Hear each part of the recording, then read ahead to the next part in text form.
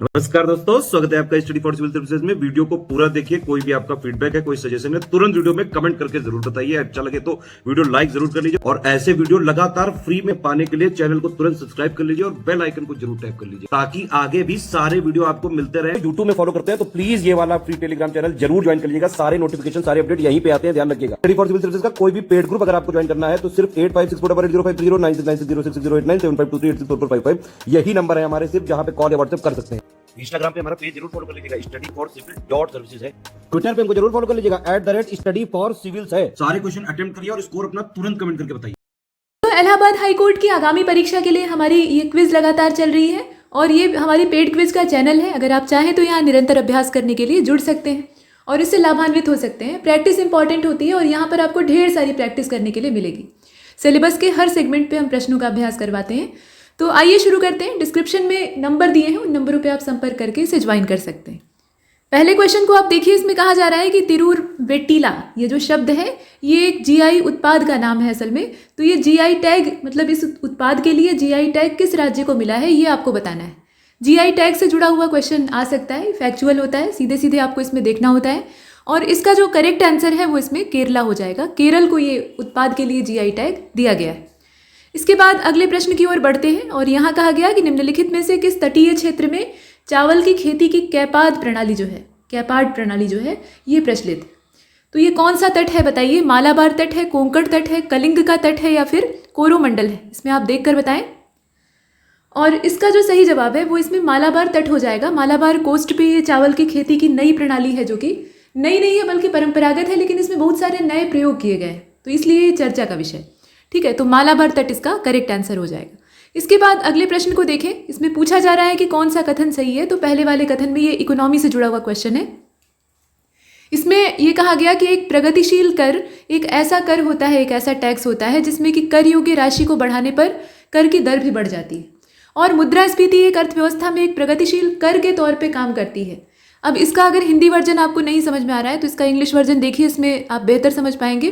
Correct option या correct statement आपको select करना था। पहले वाले में कहा गया कि जो प्रोग्रेसिव टैक्स होता है वो एक तरह का टैक्स है जो कि which tax rate increases as taxable amount increases. ठीक है, दोनों एक साथ बढ़ते हैं। साथ में inflation act as a progressive tax.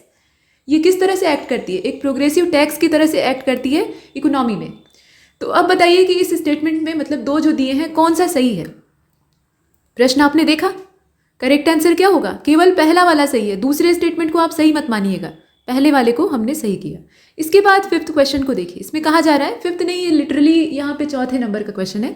देखिए, which of the following statement is are correct with respect to great Rann of Kutch biosphere reserve. तो great Rann of Kutch biosphere reserve जो है उसके संबंध में कौन सा कथन सही है ये आपको खोजना है। तो इसमें कहा गया कि ये एशियाई शेर के लिए प्रसिद्ध है, कर्क रेखा इससे होकर गुजरती है। तो आप जानते हैं कि गुजरात राज्य से कर्क रेखा गुजरती है, तो यहाँ से होकर गुजर सकती है, संभावना है। और ये भी कहा गया कि दोनों सही है, मतलब जो ऊपर के दोनों स्टेटमेंट हैं दोनों परफेक्ट हैं और दोनों में से कोई सही नहीं है। तो ये तो नहीं हो सकता कि दोनों में से कोई सही नहीं है। और एशियाई शेर भी गुजरात में पाए जाते हैं, लेकिन वो गिर अभयारण्य में पाए जाते हैं। ये जो ग्रेट रन ऑफ कच्छ है ये जंगली गधे, मतलब भारतीय जंगली गधा और गिद्धों के संरक्षण के लिए जाना जाता है। और भी बहुत तरह के जीव यहाँ पाए जाते हैं। तो फिलहाल इसका जो करेक्ट आंसर है वो इसमें से कौन सा हो जाएगा? इसका बी वाला हो जाएगा। ठीक है, कर्क रेखा यहाँ से होकर गुजरती है। इसके बाद आगे बढ़ते हैं। देखिए, which of the following mountain range is not located in United state. इसमें से कौन सी पर्वत श्रृंखला ऐसी है जो कि संयुक्त राज्य अमेरिका से होकर, मतलब संयुक्त राज्य अमेरिका में अवस्थित नहीं। तो जो स्थित है वो आपको पता होना चाहिए। पहले दिया हुआ है young range of Saint Elias, उसके अलावा सियरा नेवादा है, आपने मैप में देखा होगा, ब्रूक्स रेंज है और अलास्का की रेंज है। अब इसमें बताइए कौन सी नहीं है, ध्यान से देखिएगा। प्रश्न को देखा और इसका जो करेक्ट आंसर है वो इसमें ए हो जाएगा। यंग रेंजेस जो है वो यहाँ पे नहीं है। ठीक है, इसके बाद आगे बढ़ते हैं। प्रश्न संख्या 7 को देखिए। निम्नलिखित में से कौन सा मरुस्थल दक्षिणी गोलार्ध में, साउदर्न हेमिस्फीयर में पड़ता है? तो आप देखकर बताएं, कालाहारी, गोबी डेजर्ट या फिर चिनहुआनुआन या फिर सहारा। तो विकल्प आसान है, इसमें आप आराम से गेस कर सकते हैं। करेक्ट आंसर क्या होगा? कालाहारी डेजर्ट जो है वो असल में साउदर्न हेमिस्फीयर में है, दक्षिणी गोलार्ध में। आगे बढ़ते हैं।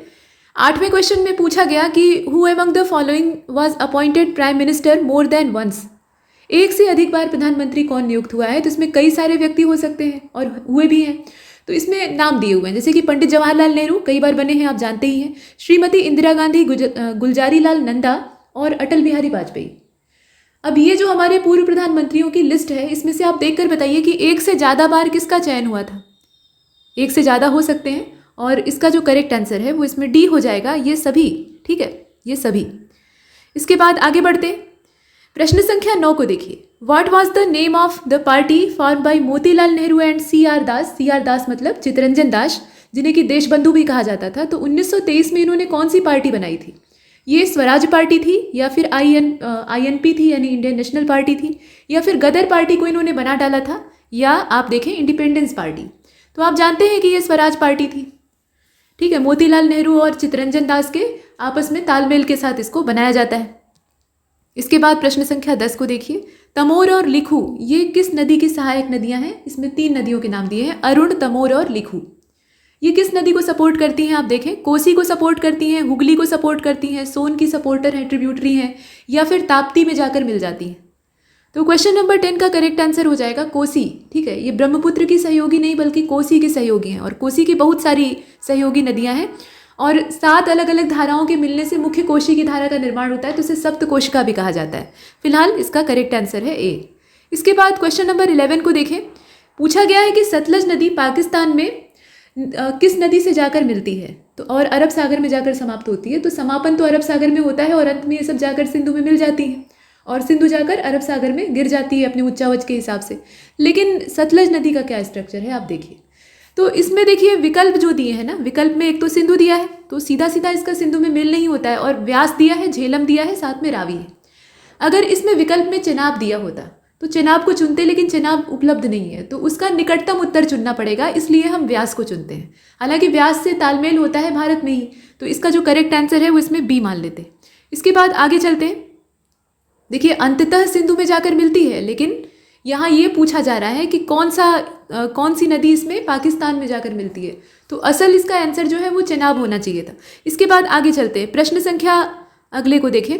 10वें वाले में कहा गया कि रणबीर सिंह समिति का गठन किसके संदर्भ में किया गया था? भाई कमेटी देख कर जाइएगा, अर्थव्यवस्था से जुड़ी हुई या सोशल रिफॉर्म से जुड़ी हुई जितनी भी समितियों का गठन हुआ है और उन्होंने अपनी रिकमेंडेशन रिपोर्ट इत्यादि दी हैं, तो उनसे संबंधित क्वेश्चन आ सकता है कि ये किससे रिलेटेड है। तो वही पूछा गया है, रणबीर सिंह कमेटी का संदर्भ किससे है, मतलब किससे ये संबंधित है। तो यहाँ आप देखें भारत में MSME का विनियमन, तो इसमें से कोई भी विकल्प सही नहीं है, इसीलिए हम उपरोक्त में से कोई नहीं को चुनते हैं, जो कि हमारा डी वाला ऑप्शन है। असल में रणबीर सिंह कमेटी का गठन किया जाता है वैवाहिक दुष्कर्म, इच्छा मृत्यु और इस तरह के जो अपराध हैं उन पर रोकथाम के लिए क्या कदम उठाने चाहिए, इस उद्देश्य से। 2020 का ये न्यूज़ का था। फिलहाल आगे चलते हैं। कमेटी जो है वो कभी पुरानी नहीं होती है, संदर्भ में रहती है हमेशा। अगले प्रश्न को देखते हैं। ये हिंदी का क्वेश्चन है। पूछा जा रहा है कि इसमें से तत्सम शब्द कौन सा है। तो तत्सम शब्दों का आप जानते हैं संस्कृत से सीधे आए हुए ये शब्द होते हैं, संस्कृत रूप ही इनका मौजूद रहता है। यहाँ कुछ शब्द दिए हैं, जैसे कि रस्सी है, देख रहे हैं आप, अमुष्य है, उपरोक्त है और ओस है। तो ओस का अवश्याय होता है, ओस जो है ना वो तद्भव शब्द है। बाकी रस्सी का रज्जु होता है, रज्जुक भी कहा जाता है। अमुष्य जो शब्द है इसमें आप मूर्धन्य श से वैसे भी अंदाजा लगा सकते थे। ये जो मूर्धन्य श है ना, ये ज़्यादातर तत्सम शब्दों में इस्तेमाल होता है। पहले भी आपको बताया था कि तत्सम शब्दों को पहचानना आसान होता है, इनको बोलने में आपको ज़्यादा परिश्रम करना पड़ता है। इनका जो उच्चारण है वो थोड़ा सा तद्भव की तुलना में क्लिष्ट होता है। तो अमुष्य इसका सही उत्तर होगा, जो कि एकमात्र इसमें तत्सम शब्द है। ठीक है, तो इसका हम कौन सा चुनेंगे? बी वाले को चुनेंगे। आगे चलते प्रश्न संख्या 2 को देखिए। कहार का तत्सम रूप कौन सा है? तो कहार आप जानते हैं ये एक जाति के तौर पे अभी उभरा है, लेकिन पहले के समय में जब कर्म आधारित पेशा हुआ करता था तो ये लोग पानी भरने का काम करते थे या डोली ढोने का काम करते थे।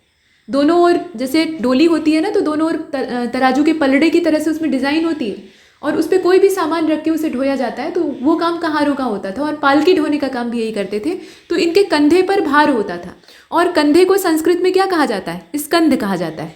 ठीक है, स्कंद कहा जाता है कंधे को, और भार मतलब वजन। तो कंधे पर जो भार लिया है वो कौन है? स्कंद भार है, यानी कहार है। वही बिगड़ते बिगड़ते कहार हो गया। तो इसका जो करेक्ट आंसर है वो इसमें कौन सा होगा? स्कंद भार होगा। इसके बाद आगे चलते हैं। प्रश्न संख्या 3 को देखिए।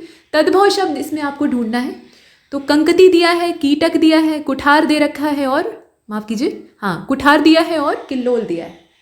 तो किल्लोल जो शब्द है ना, ये असल में अर्ध तत्सम कहा जा सकता है या तद्भव की श्रेणी में आता है। बाकी जितने हैं ना, कंकती, कंघी के लिए शब्द इस्तेमाल होता है, ये तत्सम है। कीटक जो है ये कीड़े को कहा जाता है, और कुठार ये कुल्हाड़ी के लिए इस्तेमाल होने वाला शब्द है। तो ऊपर वाले तीनों तो तत्सम है, लेकिन जो डी वाला ऑप्शन है किल्लोल, वो असल में तत्सम नहीं है, तो वो क्या है, तद्भव है। आगे चलते हैं, प्रश्न संख्या 4 में देखें, कसौटी, कहते हैं ना कसौटी जिंदगी की, सीरियल आता था, तो ये तत्सम शब्द है, लेकिन माफ कीजिए, कसौटी जो है वो तद्भव शब्द है, इसके लिए तत्सम शब्द आपको ढूंढना है। तो कर्षणी दिया हुआ है, इसमें कुछ शब्दों का एग्जाम्पल दिया है, थोड़े से विकल्प घुमावदार होते हैं ताकि आपको पकड़ने में दिक्कत हो उसमें, ठीक है। तो कर्षणी होगा, कर्ष पट्टिका होगा, कपर्टिका होगा, मतलब कर पट्टिका होगा, या फिर किसौटी होगा। क्या होगा, कसौटी का तत्सम आपको बताना है, ठीक है। इस क्वेश्चन को ध्यान से देखिएगा, और करेक्ट आंसर क्या होगा, कर्ष पट्टिका। कर्ष पट्टिका को ही कसौटी कहा जाता है, तो करेक्ट आंसर हमने चुन लिया। नेक्स्ट, कोयल का तत्सम रूप क्या है, बताइए जल्दी से, ठीक है। कोयल आपने देखी है, कोशल होता है, मिशल होता है, कोकिल होता है कि क्रोयलिका होता है, क्रोयलिया, कोयलिया लोग बोलते हैं, कोयलिया बोले अमुआ की दाल पे। तो इसमें आप बताएं कि कोयल का तत्सम क्या होगा। सिंपल है, इसमें पहचानना आसान है, कोकिल होता है, ठीक है, कोकिल। इसके बाद आगे बढ़ते हैं, तद्भव शब्द आपको बताना है। यहाँ आप देख रहे हैं, देखिए मिर्च दिया है, मित्र दिया है, तद्भव ढूंढना है, यानी 3 तत्सम है। मिर्च दिया है, मित्र दिया है, मृत दिया है, और मुंड दिया है। मुंड को तद्भव में क्या कहते हैं, मूड़ी, मूड़ी माने सिर। तो मिर्च इसमें क्या होगा, तद्भव होगा कि तत्सम होगा, विचार करके बताइएगा। और करेक्ट आंसर इसका ए ही होगा, मिर्च जो है ना वो असल में तद्भव शब्द है, तो इसे हमने चुना। इसके बाद आगे चलते हैं, दाह्य। दाह्य जो शब्द है, दाह्य मतलब जो जलाने योग्य है, ठीक, जल रहा है, तो उसके लिए विलोम शब्द आपको बताना है, क्या होगा। तो इसमें उपसर्ग लगा के आप आराम से विलोम बना सकते थे, और इसीलिए इसका जो करेक्ट आंसर है वो ए हो जाएगा, अदाह्य। इसके बाद आगे देखें, स्थूल का विलोम नहीं है। अब स्थूल का विलोम जो नहीं हो, एक शब्द के बहुतेरे विलोम हो सकते हैं, अर्थ समान होना चाहिए। तो स्थूल का विलोम इसमें से कौन सा नहीं है, सूक्ष्म नहीं है, तन्वी नहीं है, कृष्ण नहीं है, कि विशाल नहीं है, आप बताइए। देखिए इसका करेक्ट आंसर डी हो जाएगा, विशाल। विशाल जो है वो स्थूल का समानार्थी हो जाएगा, विलोम नहीं होगा। स्थूल मतलब होता है भारी भरकम, बड़ा, लंबा, चौड़ा, जितनी भी ये कैटेगरी है ना उसको स्थूल में डाल देते हैं। और तन्वी का मतलब होता है पतला दुबला, सूक्ष्म का मतलब भी वही छोटा लघु आकार का, कृष्ण का मतलब भी वही तात्पर्य होता है। तो ये 3 तो विलोम है, लेकिन विशाल वाला जो है ना वो इसका विलोम नहीं है, और इसीलिए इसका डी वाला ऑप्शन चुनते हैं। इसके बाद आप देखें 9वें नंबर के क्वेश्चन को, हिंदी का है, कि विलोम शब्दों का जो सही युग्म है वो कौन सा है, जरा बताइए। तो अमित का समित दिया है, मतलब ये है कि 3 गलत है, और कलुषित का धवल दिया है, जारज का औरस दिया है, और उद्यम का आद्य दिया है। आप बताइए इसमें से कौन सा होगा। तो 9वें का हो जाएगा सी वाला, जारज का औरस, यही एकमात्र इसमें सही दिया है। इसके बाद आगे बढ़ते हैं, प्रश्न संख्या 10 को देखें। यहाँ पर कहा गया कि विलोम शब्द दिए हैं, मतलब उनका युग्म दे रखा है, कौन सा इसमें से गलत है वो आपको तलाशना है। मतलब यह है कि 3 सही है, एक कोई गलत है। तो घात का प्रतिघात होता है, ठीक है, ये आपने देखा। प्रसारण का संकुचन होता है, शाश्वत का चिरंतन होता है, और खग का मृग होता है। अब बताइए कि इसमें से गलत कौन सा है। तो गलत इसका सी वाला है, शाश्वत और चिरंतन, ठीक है। तो शाश्वत और चिरंतन क्या हुए, समानार्थी, लगभग समानार्थी हुए, इसलिए इसका सी वाला ऑप्शन हम चुनते हैं। तो यहाँ तक हमने कुछ प्रश्नों को हल किया है, और ऐसे ही अच्छे प्रश्नों को अगर आप अटेम्प्ट करना चाहते हैं और अपने क्विज में स्कोर मेंटेन करना चाहते हैं, परीक्षा में अच्छा प्रदर्शन करना चाहते हैं, तो हमारे ग्रुप से जुड़ सकते हैं। फिलहाल के लिए नमस्कार।